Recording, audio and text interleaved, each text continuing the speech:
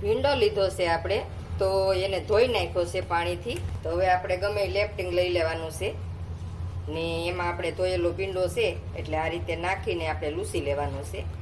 તો આપણે આ રીતે લૂસી લઈએ. ભીંડો આપણે લૂસી લીધો છે ધોઈને, તો આપણે આ રીતે એને સુધારી લેવાનો છે.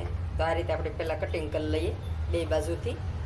તો ભીંડો આપણે કટિંગ કરી લીધો છે, તો આ રીતે મારી પાસે કટર છે, તો એમાં આપણે કટિંગ કરી લઈએ. તો આ રીતે જુઓ તમે, આમાં કેવું અસલનું કટિંગ થાય છે. તો આ રીતે આપણે બધો ભીંડો કટિંગ કરી લઈએ. તો આપણે કટિંગ કરી લઈએ પહેલાં બધો ભીંડો.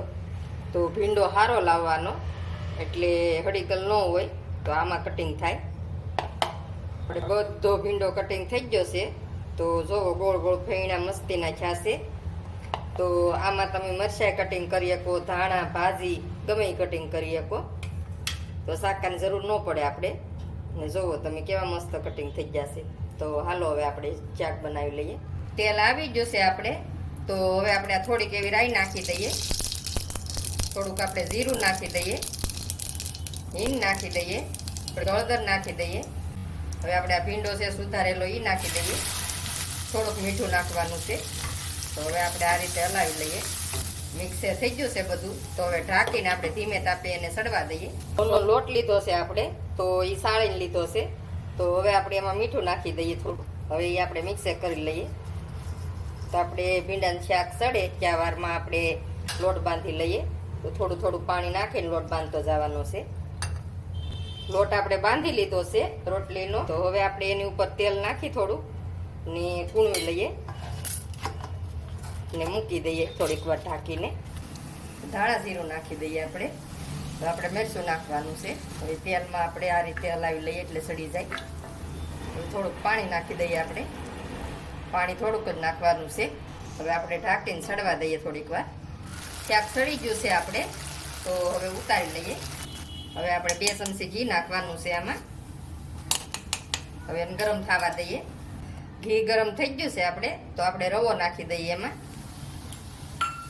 હવે શેકી લઈએ આપણે ઘીમાં. તો આ રીતે આપણે શેકી લેવાનું છે સારી રીતે ધીમા તાપે. બહુ ફૂલ ગેસ નથી કરવાનો, ધીમા ગેસે શેકવાનો છે.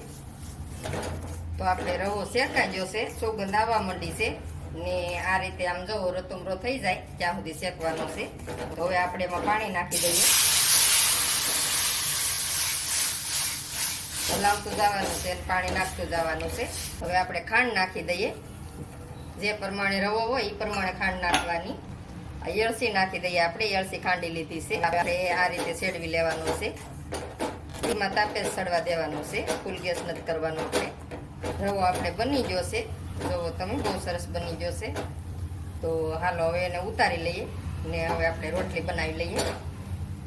લોટી થઈ ગઈ છે આપણે. તો હવે રોટલી આપણે શેડવી લઈએ. હવે આપણે પલટાવી લઈએ રોટલી.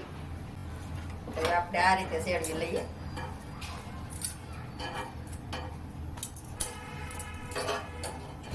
રોટલી બની ગઈ છે. તો આપણે ઘી લગાડી લઈએ.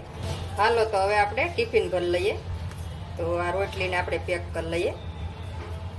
તો આ રીતે આપણે રોટલી પેક કરવાની છે. આમાં આપણે રોટલી પેક કરી લઈએ.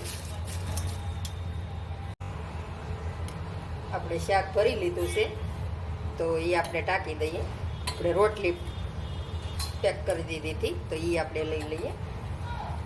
હવે આપણે આ રવો ભરી લીધો છે, તો એ આપણે ઢાંકી દઈએ.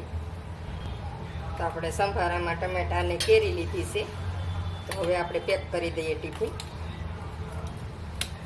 તો ટિફિન આપણે ભરાઈ ગયું છે. તો આમાં આપણે ધાણા જીરું મીઠું નાખ્યું છે, તો સંભારામાં નાખવા થાય. તો હવે આપણે ટિફિન ભરી લઈએ.